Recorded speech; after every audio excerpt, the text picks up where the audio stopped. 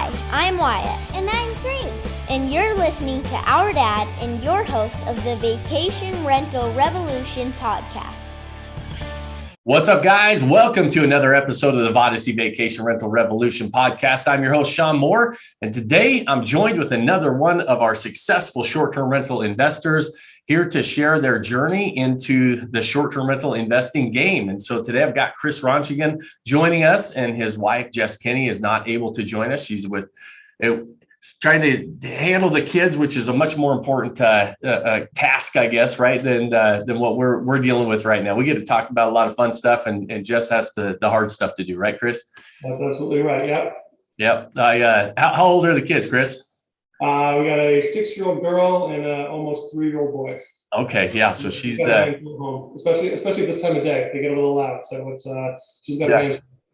That's awesome. They're fun though, right? That's a fun age. My kids, my 10-year-old twins, and it's always, there's all these fun ages. But I remember for me, when they got to like that age where I could actually do stuff with them, like that was when it got really fun for me personally. Like my wife loved all the baby stages and everything. Teresa loved every stage. For me, it was like, okay, now I can go do stuff with them. And that they get that 3, 6, they're like, you can like go take them places and do stuff. And it's fun, right? It's that. And it's honestly, it's the stuff that comes out of their mouth. It's just right. Come up with some of the stuff. It's great. It's a good time. That's awesome. Awesome. Well, man, listen, I really appreciate you joining us. These are my favorite podcast episodes that we do because we get to dive in and just have a conversation about what your journey looked like. And, we always ask before before we hit record, I always ask if there's anything off limits or anything we don't want to talk about. And I love when the answer is no. We're an open book. Let's talk about the journey because it's a fun journey, and you just got into it last year. We'll let you guys we'll talk about the story, but there's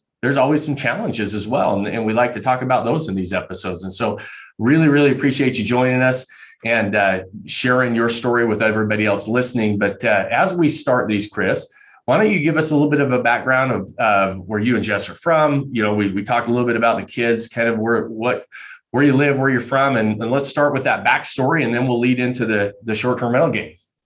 Sure. So we live just north of Austin, about 15 minutes north of Austin. My wife and I met in college up in UVM in Vermont, and pretty much since we graduated, we've been in Boston. We were in Boston proper for a number of years before, as we mentioned, the kids came along, and we kind of made the inevitable move out to the suburbs a little bit. But so we. Living in Boston for as long as we did, it was awesome. We had our daughter, our 6-year-old, was born there. We had a great condo. It was our first primary home that we bought. It was right in Southie, South Boston there, and it was a great spot. And that place did get a little small. It was a walk up, and trying to lug up the pack and plays and the strollers and all that type of stuff. It's the inevitable move to the suburbs kind of came up, and I bring it up because it kind of, without me realizing it, kind of started our journey kind of looking towards, investing in real estate because, we had bought that place in 2010. The market had done well until we sold it in 2016. And we kind of were having conversations back then. Well, do we keep the condo as a long-term investment place when we bought the place where we are now, just north of Austin? And, ultimately for a number of factors, we decided not to. Just wanted to go part-time, be home with the kids a little bit more. I had some stuff going on with an opportunity to potentially invest more in my business. And so wanted to kind of keep cash readily available. And so we didn't do it. And I think probably within 2 months of deciding not to do it, we were kind of kicking ourselves, right? We were, I was seeing what was going on with the values in Boston. I was seeing what was going on with rents in Boston, and just thinking to myself, oh man, I really missed the boat on that. It would have been tight for a short period of time, but we would have figured it out. We would have made it work. And so, back then I wasn't thinking about investing in real estate. It's in the insurance field, but I work with financial advisors every day. I have a pretty good handle on general finance concepts and things like that, but I didn't know anything about real estate investing. What really wasn't on my radar. And as much as selling that place, I kind of regretted it. I remember having a conversation with Jess probably over a couple times saying, you know what, if we're going to own a couple properties, I'd rather have the other one be like a ski condo, that we can use, our family can use and stuff like that. And that's kind of what got the wheels turning a little bit about, all right, well, maybe we do invest in real estate, but we do it a little bit differently. And I had no idea how to do it, what to do, or anything like that. But that kind of kickstarted our journey kind of down this road. Nice. So you sold, that was in 2016, started really thinking about it a few years later. And then you've got that finance background. You don't have that Boston accent. Is Boston home? Boston must not be home, right? It's kind of home. I've lived in the greater Boston area longer than I've lived anywhere else. I grew up in Connecticut. Okay. I grew up in Rhode Island. And as I said, we met up in college at UVM. So, we avoided the accents a little bit, but we've been in Boston for a long time. And it is what it is. Nice. So it is home. We definitely claim it as home. I was just prying. I was like, you must not have actually grew up there as a young. No. We lived in Southie for whatever that was, 5-6 years, but we definitely didn't pick up the Southie accent. No, so it doesn't sound like any other. When you moved to Boston, you bought the condo, downtown condo. That was right out of college, right? That was your first real acquisition as far as real estate. Oh yeah, it was the first acquisition. We had rented for a while, kind of okay. Neighborhoods. We were young. I think we were early 30s when we bought that place. That was our first foray into owning any kind of real estate. So once you sold it, you bought the next primary residence, you started thinking about, okay, maybe I like this real estate game, got the finance background. I really understand that world probably pretty intimately, I would guess. But not a lot on the real estate investment side. When you started thinking about it, was there a particular asset class? Did you immediately get attracted to short-term rentals, or did you look at other asset classes and kind of weigh the options as far as what everything else could offer? Yeah, I mean, that's tough to answer. I'm not really sure kind of how it all came together. But I did have the background in finance. I studied finance in school. I did a master's. And like I said, I talk to financial advisors every day. I've got the 401ks and the Roths and things like that. And I got a brokerage account. So I was pretty well exposed to the stock market. And was comfortable there. And I'm not a day trader. I'm not sitting there in front of the screen all day and figuring out what to buy and sell. I've always been very much a buy and hold, long-term investor, right? At some point in that time period, I know I read Rich Dad Poor Dad. I know that's kind of kicked up a lot of folks into the whole real estate game. And I think it was maybe just the time of where I was in my life when I read it that it just kind of clicked, and I was like, man, I could be doing this too. So it got me thinking more about real estate. I've got some friends that are in the long-term real estate that do, everything from fix and flips to long-term rentals and whatever. But it was really more just the idea that our kids were young. At the time, my daughter was young and my son was on the way. I wanted something for us, for our family, that we could use. We, as a family, Jess and I love to ski together. Now we're at a stage that we love getting our kids out there to ski. And so, it was probably short-term rental was the first one I really considered. But I always kind of looked at it as all right, well, we'll do one short-term rental kind of for our own use and more as a way to offset that. So we could use it with the family, but maybe down the road, it'd be a portfolio of a few short-term rentals, a few long-term rentals, just kind of depending on where this whole thing took us. But my immediate goal was, looking at my young kids and knowing that we have an X number of years that they still want to hang out with mom and dad. And this could be something really cool that we want to do. So that was probably what kicked us off into doing short-term rentals first. Where it goes from there, I mean, I'm sure we'll get into it as the conversation goes on, but that's kind of where this whole thing started.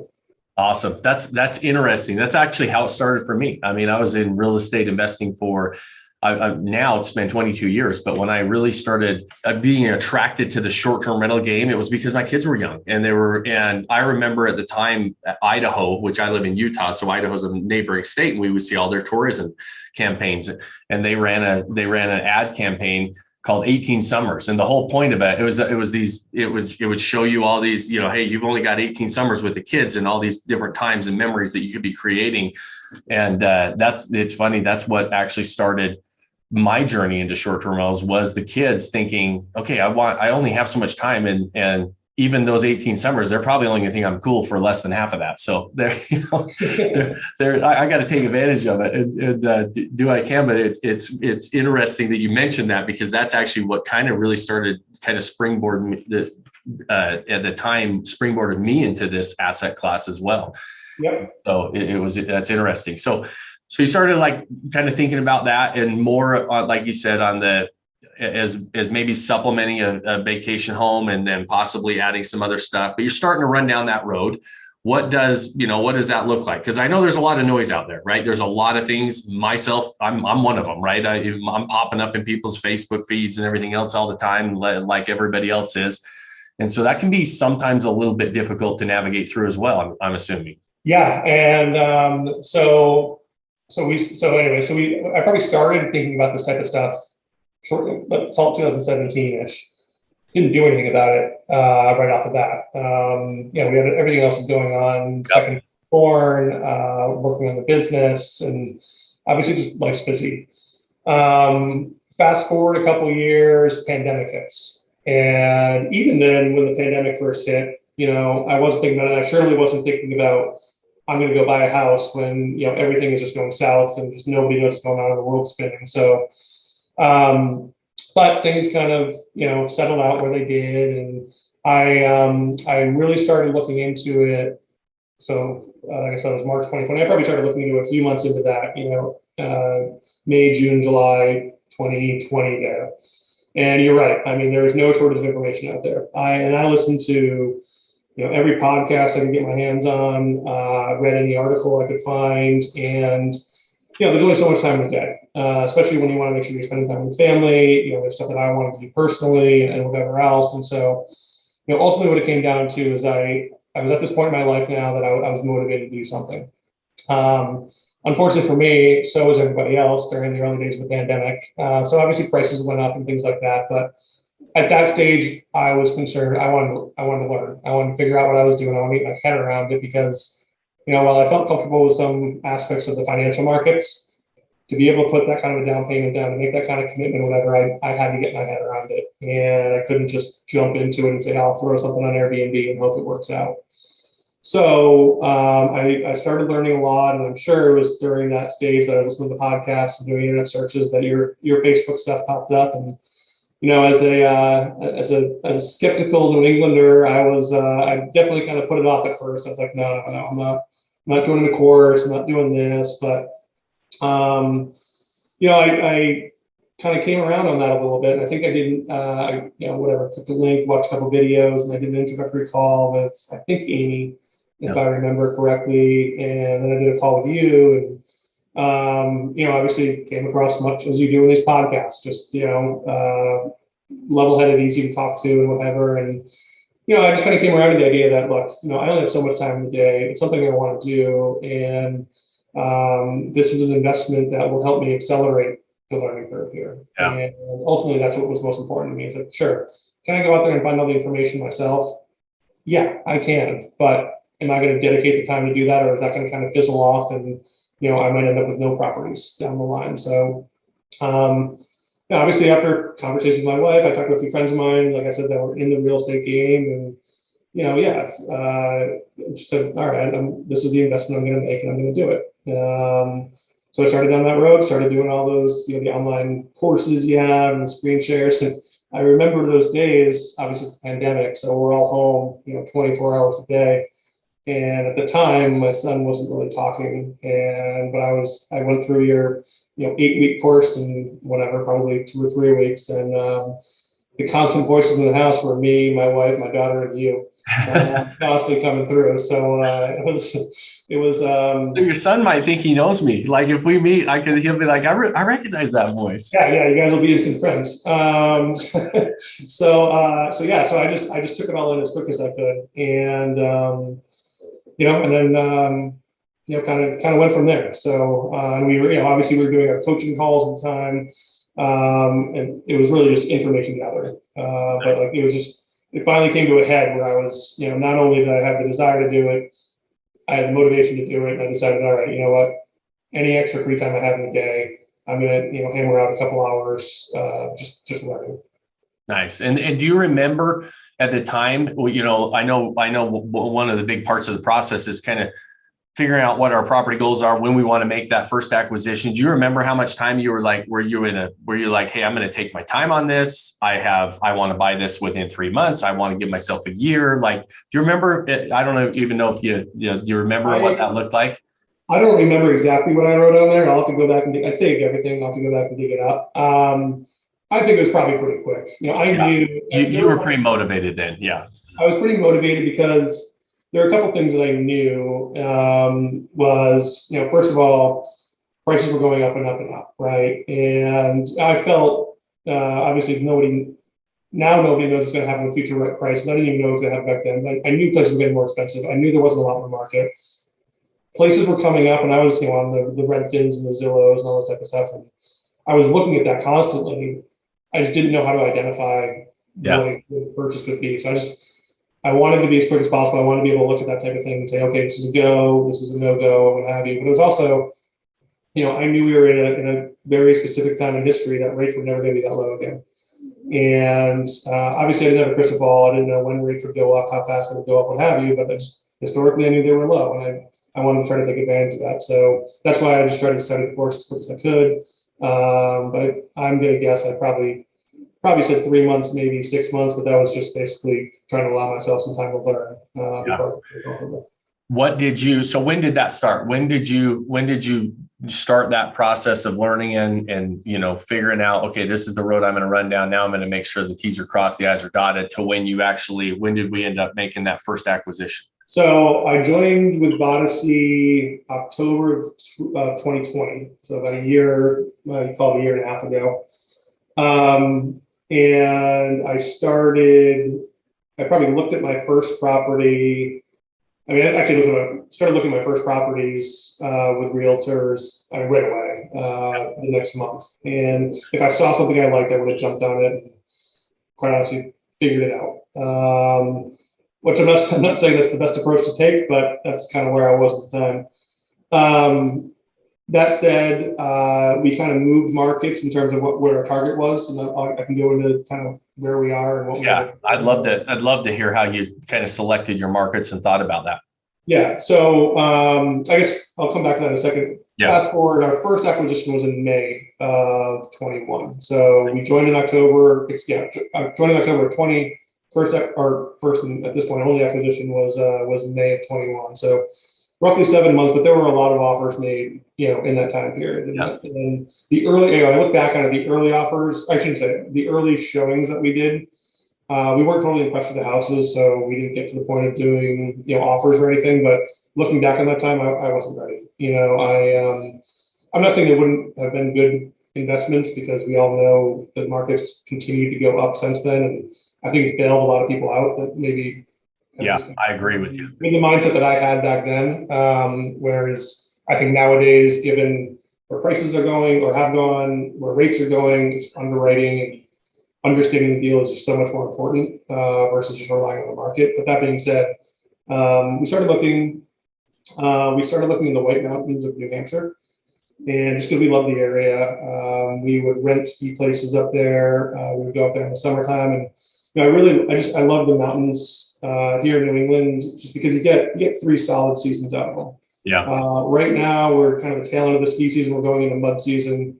You know, there's not a whole lot going on up there. A lot of the people that work locally up there kind of take some time off, and rightfully so, because they're so busy during that season. But you know, ski season's great. Summer's fantastic. Probably very underrated, I think. And then you have the foliage season too.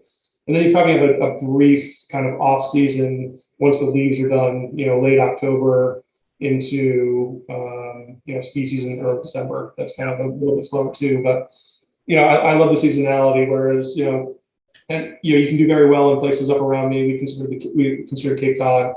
We consider some of the beaches up in Maine, things like that. And I'm sure people do very well there.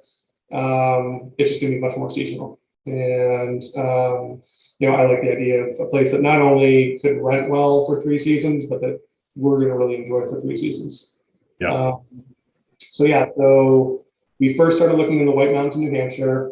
And part of this was a function of just what was on the market right then. Just the houses that we saw, we weren't totally in love with.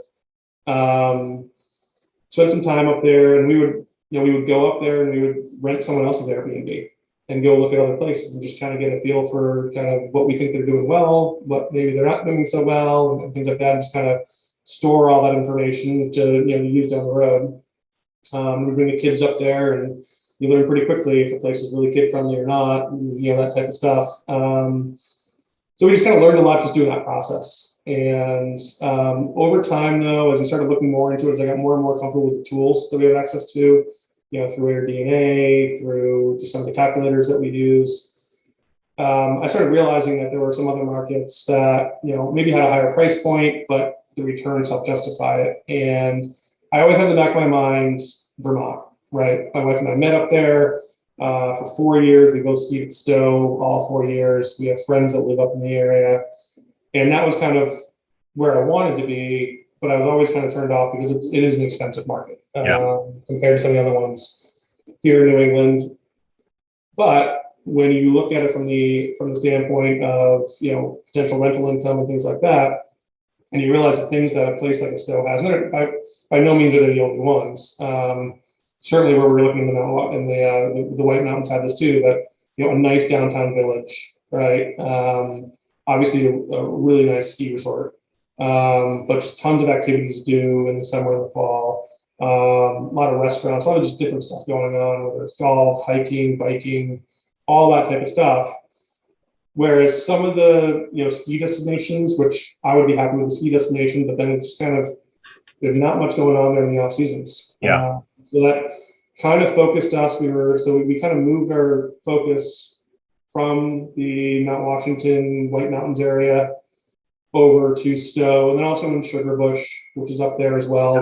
We like northern Vermont, and I engaged with a realtor up there and started looking, but it was tough because there just wasn't a ton of the market. And as we narrowed our search, there's obviously just less and less to look at. So it was a game of patience, which my wife is better at than I am. So it took a bit longer. It was frustrating. It's the type of thing, I'm sure a lot of people listening to this, and I know you know this, Stowe's a good 3.5 hours away from me. Place would come on the market, and you knew it was going to be gone in 3 to 4 days. So I had to drop what I was doing, hop in the car, 3.5 hours up, hopefully see a couple places, maybe just do it for one place, hop in the car, come back down, and that's a 10-hour day, easy. And I'd do it over and over again. And sometimes the places were not at all worth it. Sometimes the places were great. We just had to make an offer and get really excited. But no matter what, every single time was a learning experience. So I never drove back, even if the place is horrible. I never drove back being like, man, that's a huge waste of time. I mean, sure, I had a bunch of stuff waiting for me when I got home that I had to then go deal with, but it was all just part of the learning curve.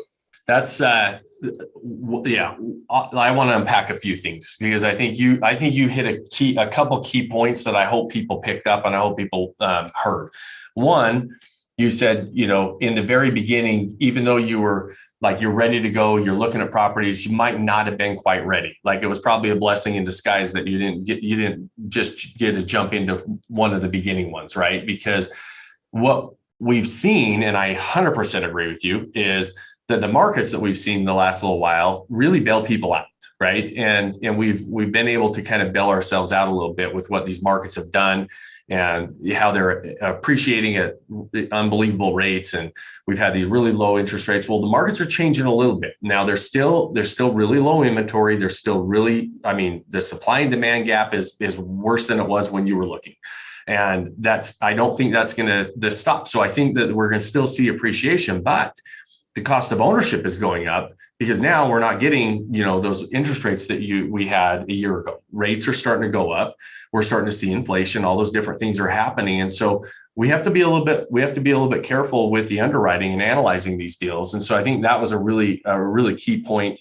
And then also, as you start to say, when we start to roll into this acquisition phase where like sometimes patience is not our, some of us don't all have that patience. I'm with you there, right? Like it is really a grind in the acquisition phase. And anybody that's like, oh man, you're so lucky you got that one. Well, you can, I mean, just listening to it, and I know your story and analyzing all the properties and putting the offers on the properties, there was a lot of work that went into acquiring this property, right? Like it's not a bunch of luck, right? There's, 10-hour days driving up to look at one property. There's not a lot of people that do that, right? Or that are willing to do that. And so they're saying, and so as you start to listen to this, diving into a game that is, hey, listen, I've really got to understand, one, how to analyze deals, and two, I've got to be committed to. Like, there's a lot of people that ask me right now, and when they're getting into this game, Chris, they're like, hey man, I don't have a lot of time. I want this to be a passive investment. And I tell people this is a game that is very front end loaded as far as your time commitment, right? And because that acquisition phase takes a lot of time. Then we'll talk, I'm sure, about the setup phase. That getting the property ready takes a lot of time.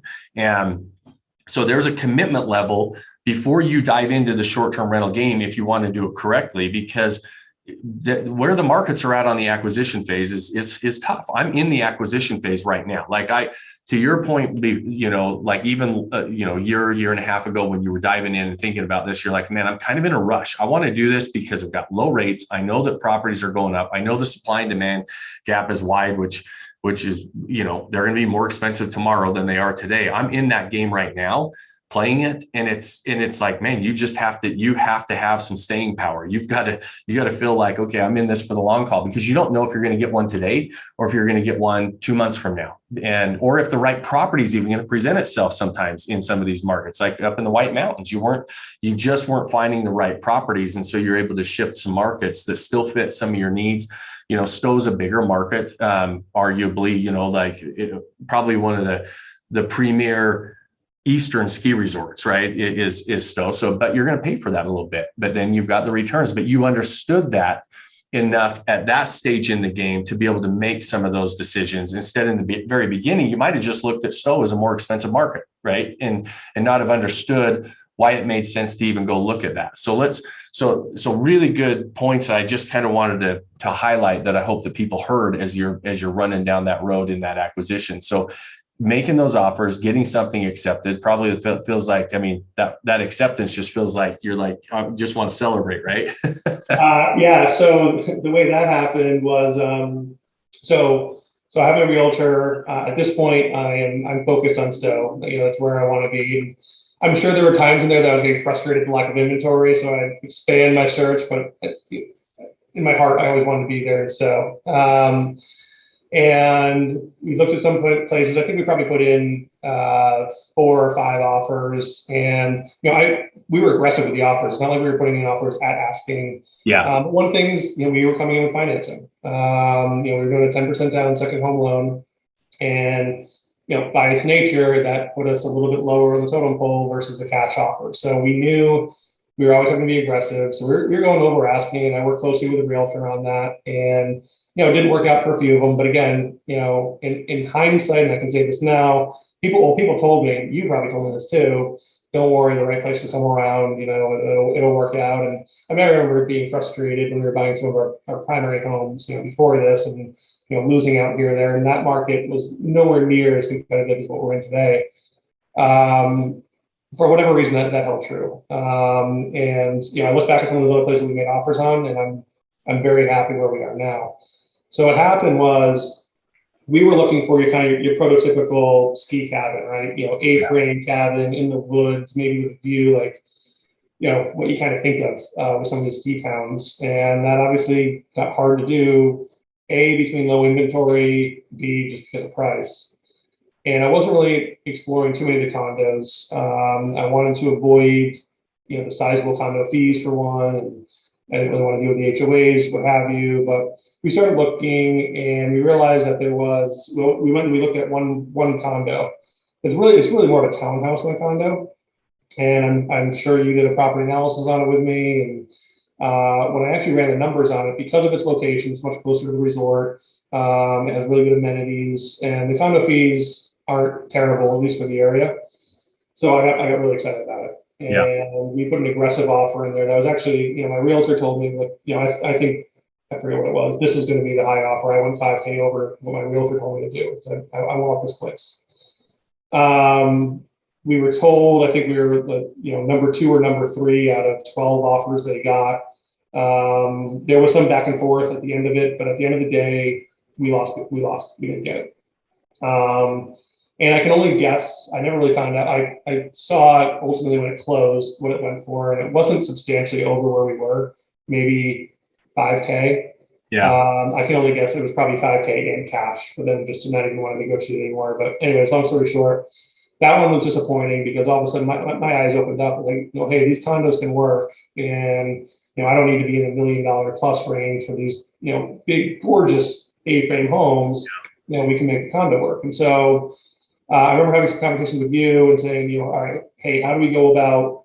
I wanted to call every owner in that development, right? I wanted to go about this and kind of talk about how we can frame it. I was going to send out letters and do phone calls and do the skip tracing and do all the stuff. And I called my realtor the next day and, told him what I wanted to do. And he said, no, I'm going to do that for you. And even though he said that to me, I was like, okay, sure, go ahead, but I'm still going to do it myself. I don't trust anybody to do what I want to make sure that's done. Yeah, sure enough, he and his team reached out to every place over the phone. I think they also sent out a letter. And we had kind of identified the price point for these places between $650 and $750, depending on size and where it was and things like that. And sure enough, you get a couple people that'll come back and say, sure, give me $1 million and you can have it. And thanks, but no thanks.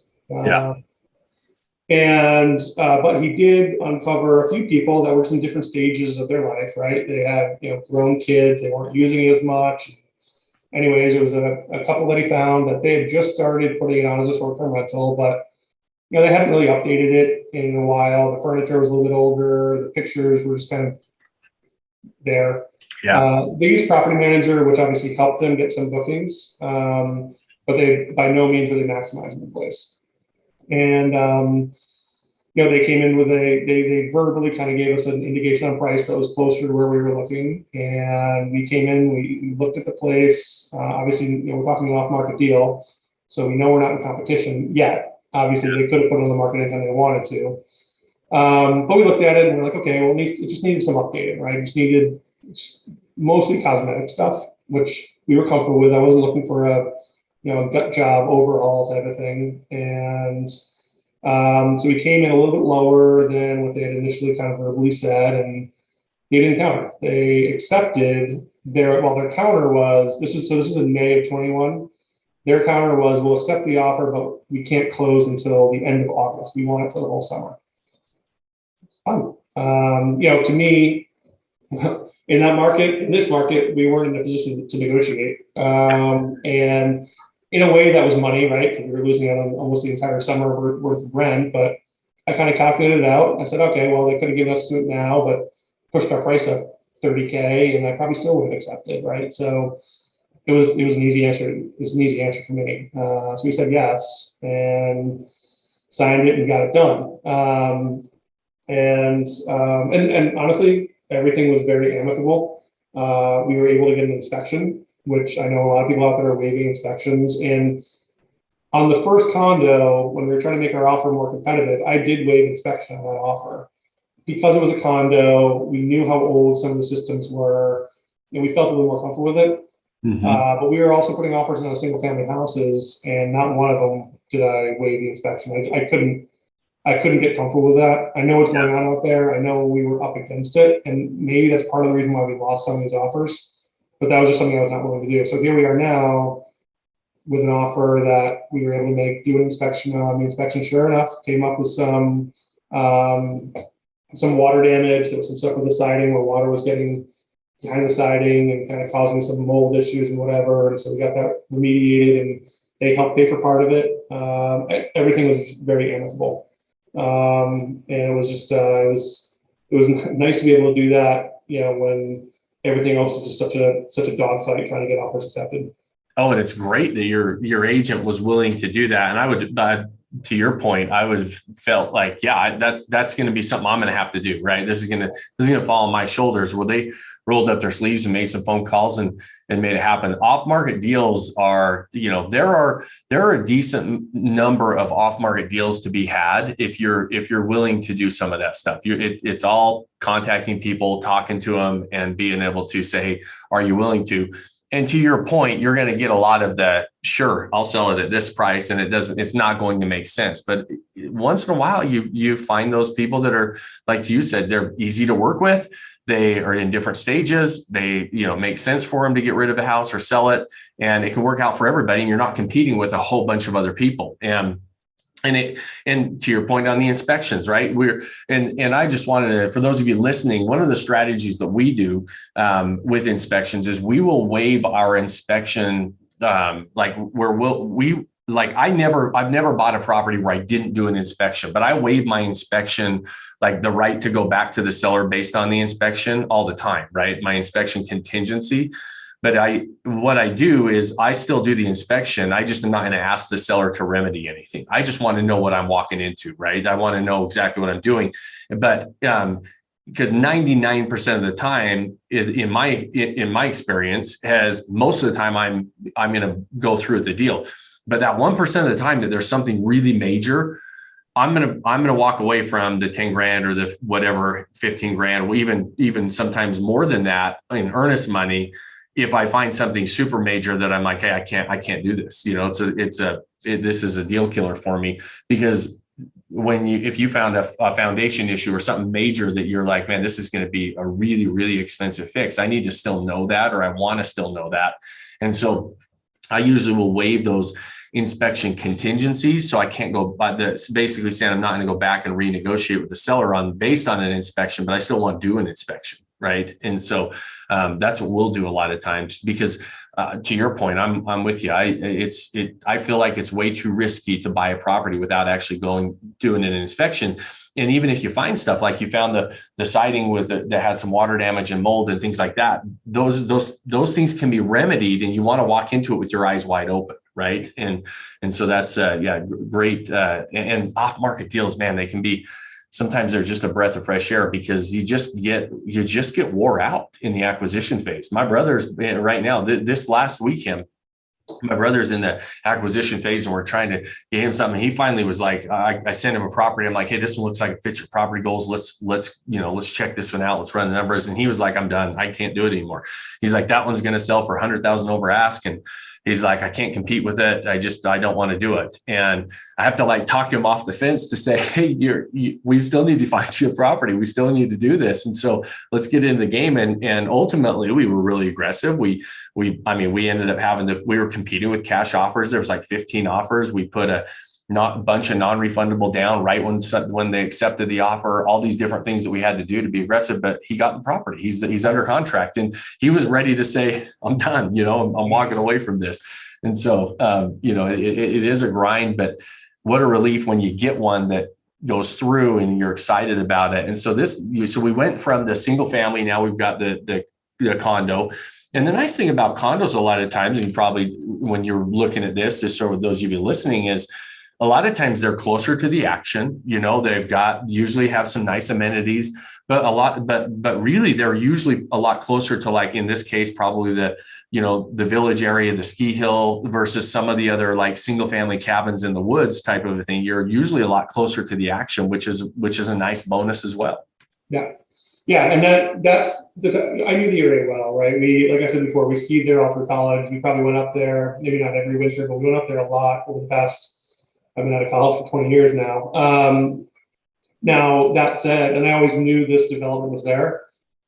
What I didn't know before I got into this whole process was what that meant in terms of rental income. And that I learned not just from AirDNA, but actually talking to the property managers, and interviewing property managers up there. And we use a full service property manager.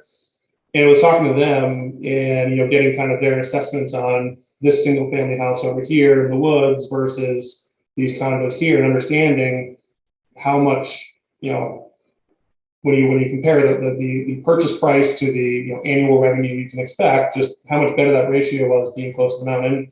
Now you're talking about, so everybody listen, you're talking about how much bigger of a difference the proximity to the amenities makes in your revenue. Yeah. Correct. And, it was like, if you were that cabin out in the woods, in order to compete, you needed to have something over and beyond, what the condo can offer. Maybe it's that amazing view or something else that you're offering. And that's really what opened my eyes. Working with local property managers that just obviously know the market better than I do at that stage, still know the market better than I do, and just relying on them. And, I know you talk about it all the time in the course and probably in this podcast too, is the importance of the team. But I mean, we wouldn't have this place if it wasn't for our realtor going above and beyond and doing what he did.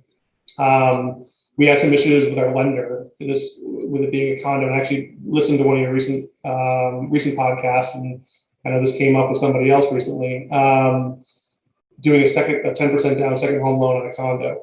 That became an issue where our lender was able to make it a portfolio loan and effectively make it a non-issue for us, right? Yeah.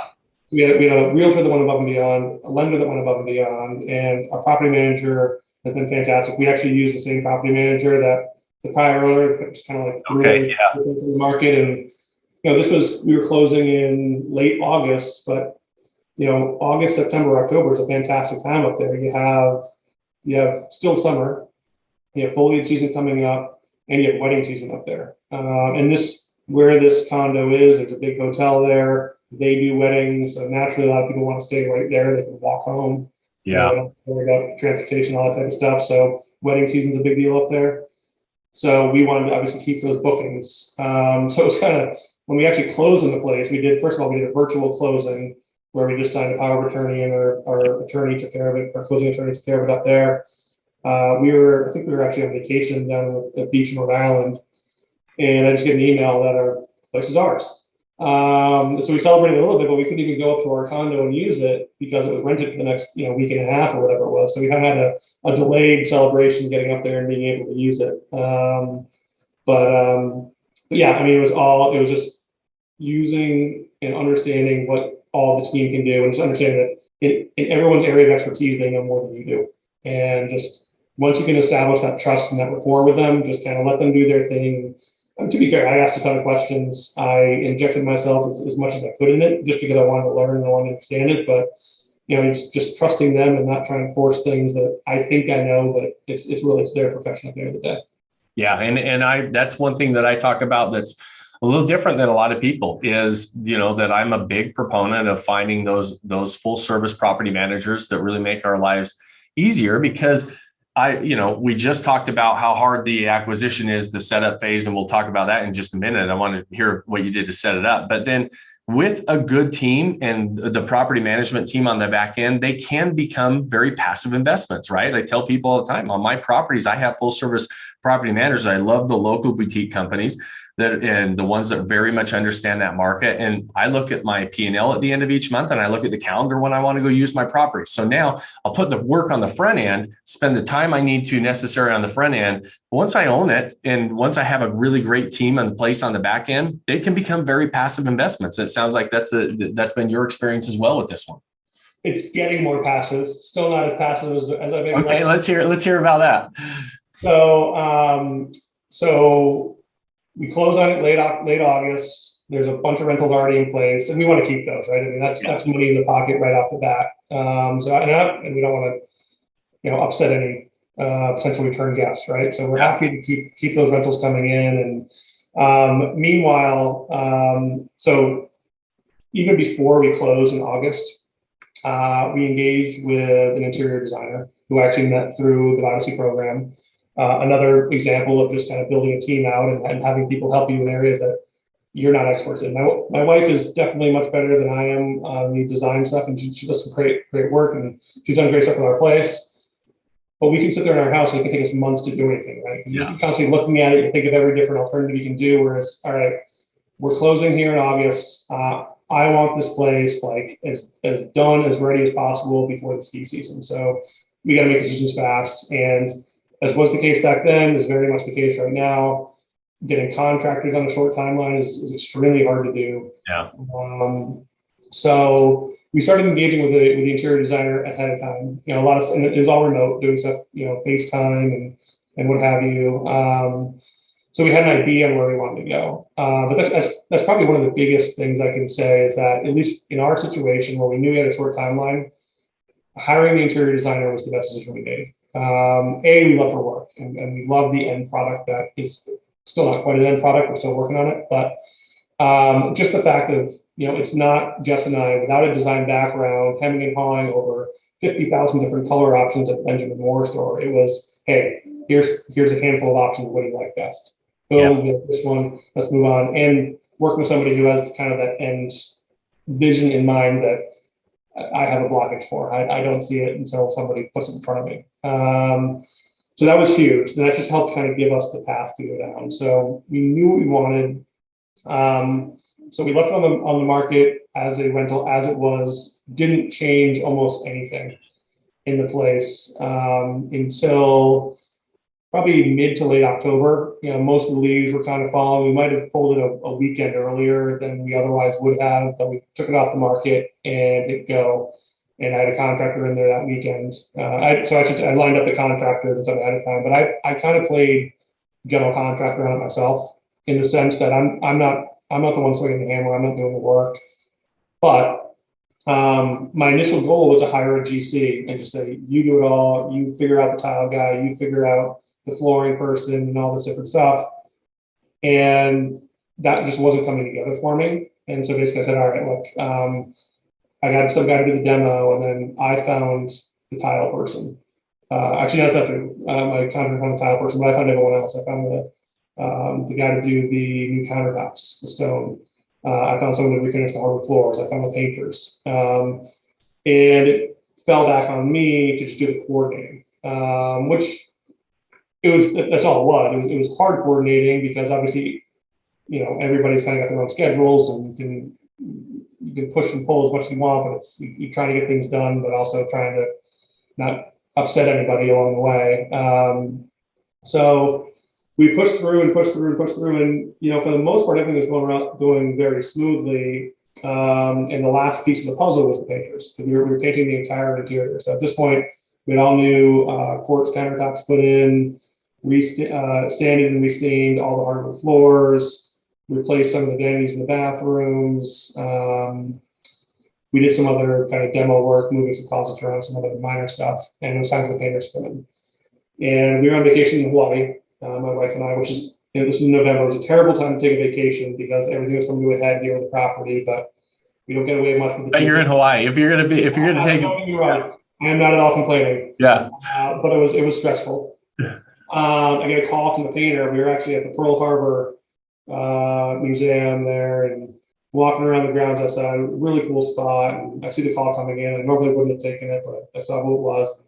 I knew we were in crunch time. We actually agreed to allow renters for Thanksgiving weekend.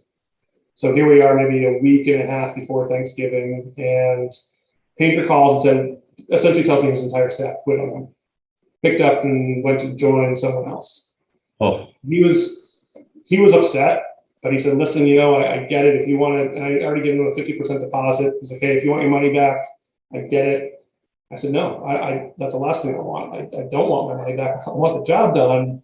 And he's like, listen, he's like, does your HOA allow me to work nights? I know some HOAs have rules and whatever. And truth be told, I didn't know if they did. And I said, no. I said, I'll be the one that gets my hand slapped. And I did check with our property manager after the fact. I didn't find anything about it. So I said, go to work. I'm like, just don't play any loud music and do what you have to do.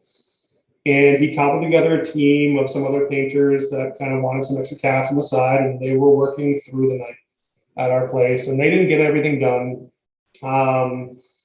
But we all agreed that, all right, get what you can get done, fix the rooms where my contractor demoed it, and it was just plain drywall, get those rooms done, and wherever you can finish with a clean stop, finish there, so that the people coming in on Thanksgiving don't know what they don't know. And they walked in, and when I would look at a nice unfinished project, they come in and it looks more updated than the photos were when they booked it. Yeah.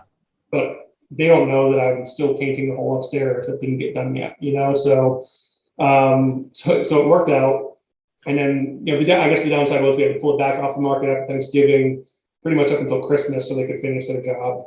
But got it done, and that's not a huge income generating time. So it was stressful. It was trying to get stuff done, but it got done. I had to involve getting my friends up there and doing some road trips on the weekends, and paying them and dinner and drinks to furniture and do all the type of stuff that we used to do like in the years after college. I thought we were done asking our friends to help us move, but I employed every tactic I could to get the place ready to go. And basically from the Christmas break through the winter, it's been passive in the sense that it's been booking very well, right? We haven't had an extended period of time to go up there, but we are also using it a lot ourselves. Yeah. And that was the goal all along, right? This was never about how much money can I make. It was, hey, I have to cover my costs, but I want to use it. So we used it. I think we did a long weekend in January. We did a full week in February. We did 2 weekends in March. We definitely got our use in what is arguably the high season. But every time I go up there, there's always something to tinker with. There's always something, assembling some piece of furniture. But it's been awesome. We've had friends come up with us, family come up with us. And it's, we go up there and I kind of look around and, friends and family are all hanging around, laughing, having a good time. Kids are running around playing. And that was the vision all along. That's what we wanted. And it took a lot of work to get there, to your point, but, we're there and there's still a few projects I want to do, but, it's where we want it. That's awesome. That's awesome. Congrats on that, by the way. And the getting it all done and launching and kind of getting all that done going into a peak season. Like a lot of people think that's what they like. That's like ideal. It's like, oh yeah, get my property and I'm going to launch during the peak season. It's actually not ideal. It actually can be really stressful because when you start having people coming in and out all the time, it's really hard to coordinate. And so it can be really stressful. So I'm glad you guys are able to use it as well, as much as you are. And to your point, yeah, every time you go, you're going to find a little things. You're still in that. I always tell you, give yourself 6 to 9 months to get through that kind of that setup phase where everything starting to fire on all cylinders. And then you really worry about that maximize phase, right? So you're still right in the middle of all that. And so the nice thing is the light's now at the end of the tunnel because you get it's enjoyable to own and it's fun to own and it's starting to produce, which is awesome. So congrats on that. Yeah, I'd also say I got to give my wife credit on this one. As I mentioned before, we had that time where we signed a purchase and sale in May and we couldn't close until August. I had my contractor lined up. We had the interior designer lined up. I was ready just to buy everything before we even closed. I just wanted to go. My wife was the more sane one and saying, no, we got to spend a weekend up there. We got to spend time in the place and just get a feel for it. Oh, smart. Oh man, I'm glad you mentioned that. That is so smart. Yeah. So she was 100% right on that, which we did. And it was being there for the weekend and just looking around saying, you know what, that initial idea we had, no, we're not going to do that here. It's not going to work because of this. And it wasn't just going up there that one weekend and doing that. It's every time we've gone up, it's sitting around and kind of looking around and just getting that feel for it. So that was huge. So, to your point, in hindsight, I think, buying a place now so that we had the entire mud season, to do all this and figure that out and not be so rushed. I don't know if the end result would have been any different, but it would have been just a lot less stressful and just a lot easier to just get things coming together. Awesome, man. I'm glad you made that point. It is you can make so many decisions on Zoom and FaceTime and everything else, right? When you're walking through or just from pictures online and then you go, but before you make any big buying decisions, go spend a weekend up there and see what you need or what you feel like there's just you make different decisions when you do that. So man, I'm glad you brought that up because we don't talk about that a lot and that doesn't come up a lot of times. And so we'll miss Jess on the podcast, but she had a big contribution there because that's an important lesson for people. Yeah. Awesome. Well, Chris, listen, I know your time is super valuable and I want to respect it, but I love to end with one question. And that question always is, if you could go back to the very beginning and give yourself, after going through that process and give yourself one piece of advice, what would that be? Do you have anything that comes to mind that you'd like to tell yourself from the very beginning? I guess there's probably a couple things. One is just don't lose hope and keep the faith. And everybody will tell you that, right? It's easier said than done. When you're losing offers, when you're not finding places, when you're just seeing prices go up and up and up, it's just easy to get frustrated, kind of like what you were just saying with your brother. Yeah. But if this is something you truly want to do, for whatever reason, financially or for your family or whatever, just don't lose faith, because it will, if you want it to happen, it will happen. Even as prices get more expensive, even as interest rates go up, to our point, I think when we started this conversation, you got to be careful. You can't just rely on the market to bail you out, but there's still a lot of opportunities out there. And stay the course, put your head down, do your research, understand what you're doing. And once you have that basic amount of knowledge, I'm still relatively new at this, right? I know what I know. I don't know what I don't know. But I know a whole lot more now than I did a year and a half ago when I started this whole thing. And it's that knowledge that enabled me to feel confident going in and making these aggressive offers, right? Because if I made an aggressive offer before, it would have been dumb luck. But it could have gone completely the other way.